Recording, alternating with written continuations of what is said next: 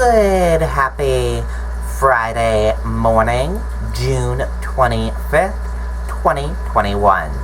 I'm Riley King, and welcome to this Friday morning edition of the Riley King Newscast, right here on the Riley King Network. We have a lot of news to get to this Friday morning, so let's begin. First up, one firefighter injured, one person unaccounted for at a 3-alarm fire in Northwood, New Hampshire. Fire chief says building fully involved. Let's take a listen to that video from WMUR News 9.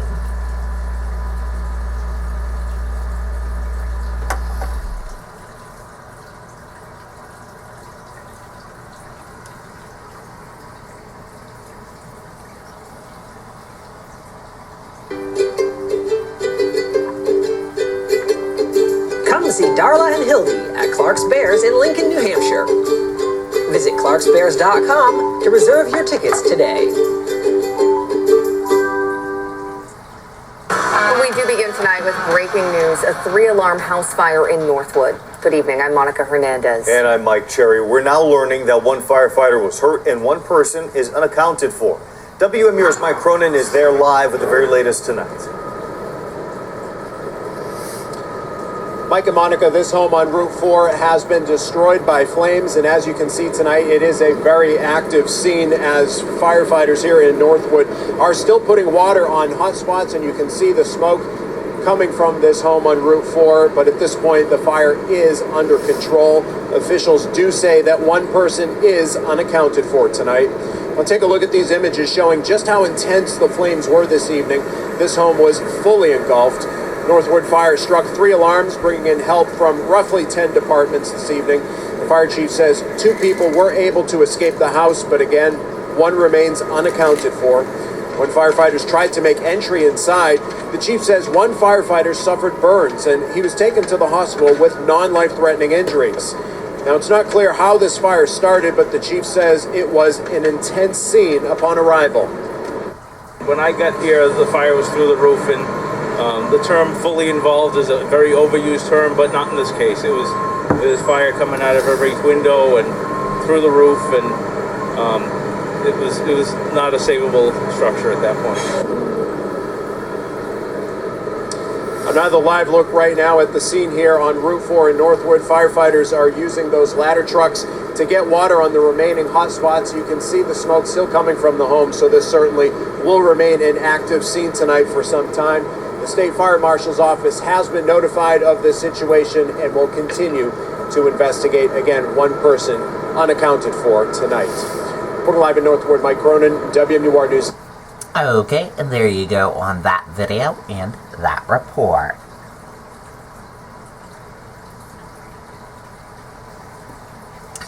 State health officials continue recommendations of household close contact quarantine. Delta variant also discussed on weekly call.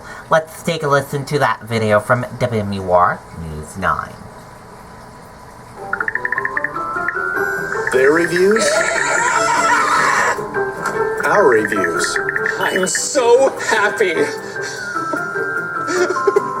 Find out what we're all about at adamvroofing.com.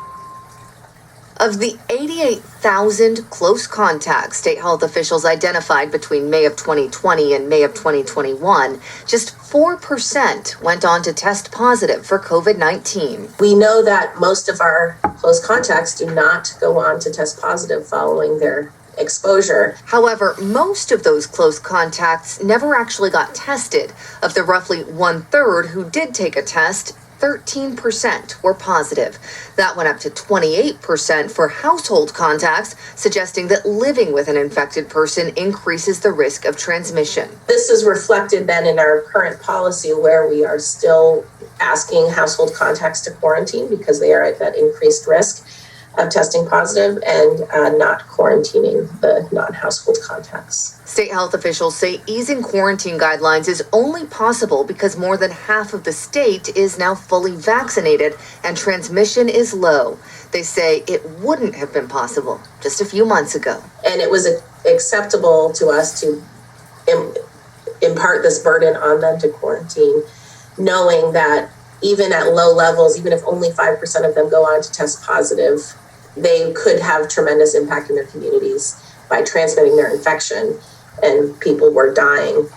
DHHS also talked about variants in today's weekly call with healthcare providers. They say the Delta variant emerging in the U.S., coupled with low completion of vaccinations in some states, opens the door to further mutation. Okay, and there you go on that video and that report.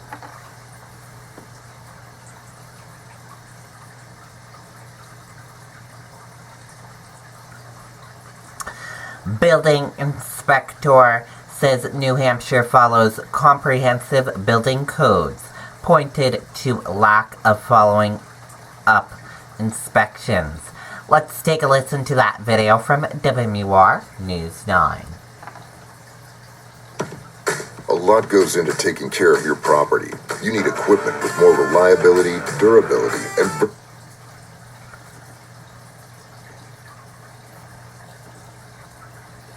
I'm very curious to know what happened down there. As the chief building inspector in Concord, Dario Carrara's office issues more than 500 building permits a year. He wonders what the foundation and soils look like at the Florida condo that collapsed. In New Hampshire, we have very good soils. We have a lot of granite and bedrock and gravel and stone under us. Down in Miami, there's a lot of sand, a lot of water. Carrara says New Hampshire's inspectors follow very comprehensive building and fire codes. The process starts with licensed architects and engineers presenting their building designs. There are experts around that would come to the job site and take concrete samples and bring them back to their lab and test them. And we would have certified welders that would go on site and inspect the structural steel. Once built, there are multiple inspections, but eventually, Carrara says it falls on local fire departments to do annual or biannual building inspections. Nobody does follow-up structural inspections. That's really up to the property owner. Concord Fire deals with building inspections, and its chief is one of New Hampshire's firefighters who's part of a group specially trained in rubble recovery. It does not appear that there'll be any additional resources going down to Florida. They're very, if this incident had to happen, it was in a spot that was well prepared for it. Mike Cronin, WMUR News. Okay, and there you go on that video and that report.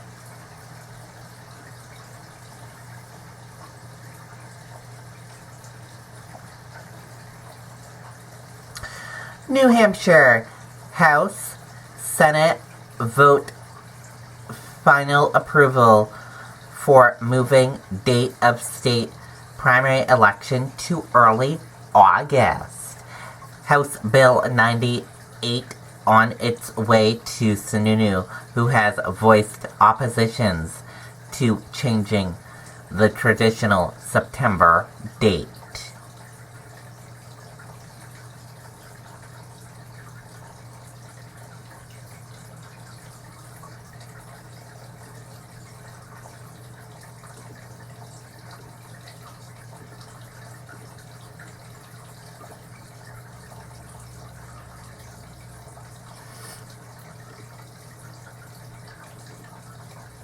GOP legislative majority passes $13.5 billion state budget controversial policy trailer bill.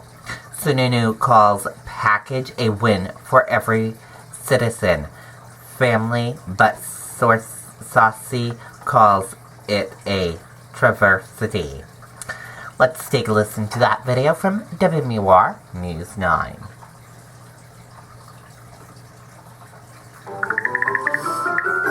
Their reviews? Our reviews. I'm so happy. Find out what we're all about at adamvroofing.com. The fight over the state budget played out over distances, both physical and ideological this year. Concord to Bedford, State House to Sportsplex. Even with narrow majorities, Republicans were able to check boxes on a long legislative to-do list.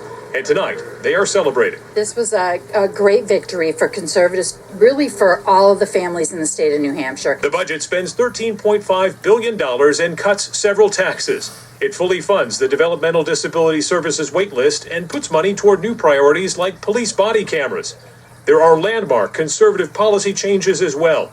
Education savings accounts to enable school choice, a ban on late-term abortion along with mandatory ultrasounds for all abortions, and controversial language aiming to reshape diversity training and education away from the teaching of concepts like implicit bias. These anti-critical race theory bills rob young people of an inclusive education and suppress speech about race. A fight among Republican state reps over how much emergency power to take away from the governor threatened to torpedo the budget, but Majority Leader Jason Osborne was able to bring enough of the House Freedom Caucus into line. Every win you can grab, you take it.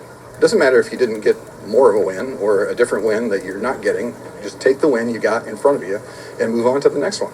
The Majority Leader is calling this budget a transformational symphony of reforms. Some longtime lawmakers are comparing it to House Speaker Bill O'Brien's conservative budget of a decade ago. I do think this budget is as bad as the 2010 budget. Seen as bad or good, if it is indeed similar, New Hampshire will feel the impact for years to come.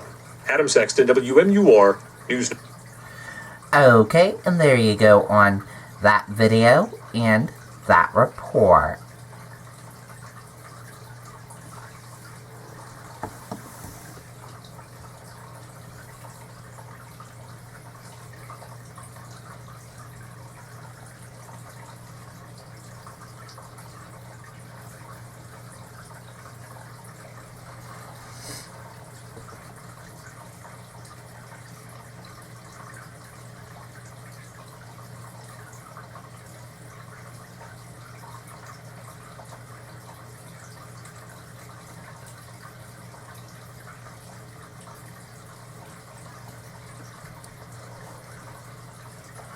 A building collapse, rainbow lights, and heat wave.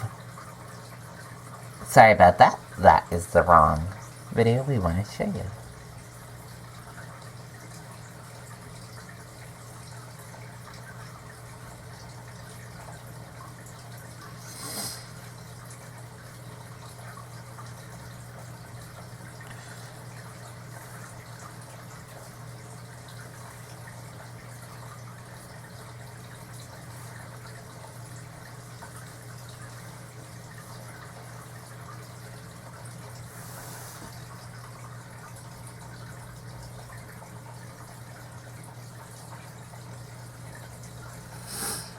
Sorry about that, everyone.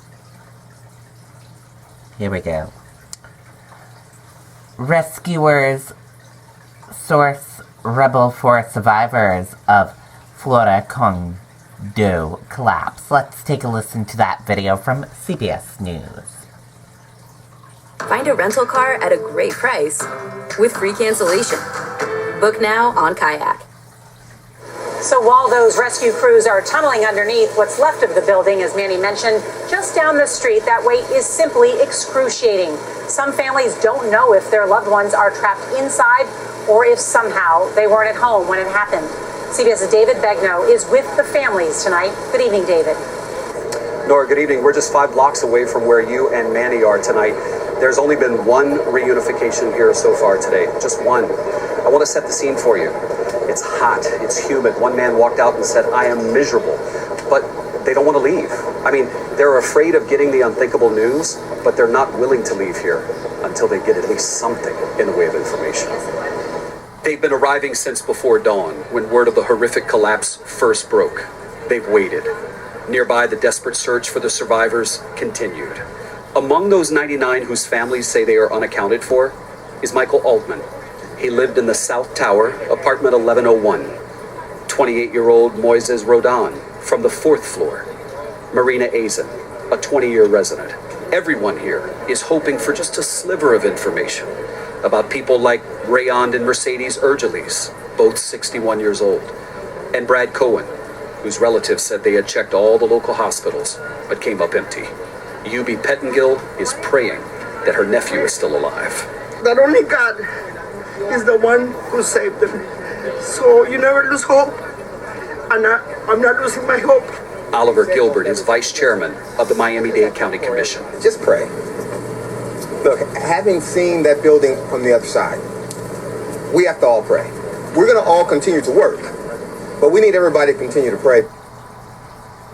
Look, there's a lot of praying happening here. Many of the people missing are members of the local Jewish community. One man walked out a short time ago with his daughter and 2 sons and said that his daughter had just been asked to give a DNA sample because in the event that officials start to find human remains at the scene, they want to be able to use the samples collected here from the families to positively identify the victims who died. All right, David Begnaud, thank you. Okay, and that does it for this report, and that does it for this morning edition of the Riley King Newscast, right here on the Riley King Network. I hope you all have a great rest of your day, and I'll see you back here tomorrow for another newscast. I will not have a newscast this evening. Goodbye, everyone.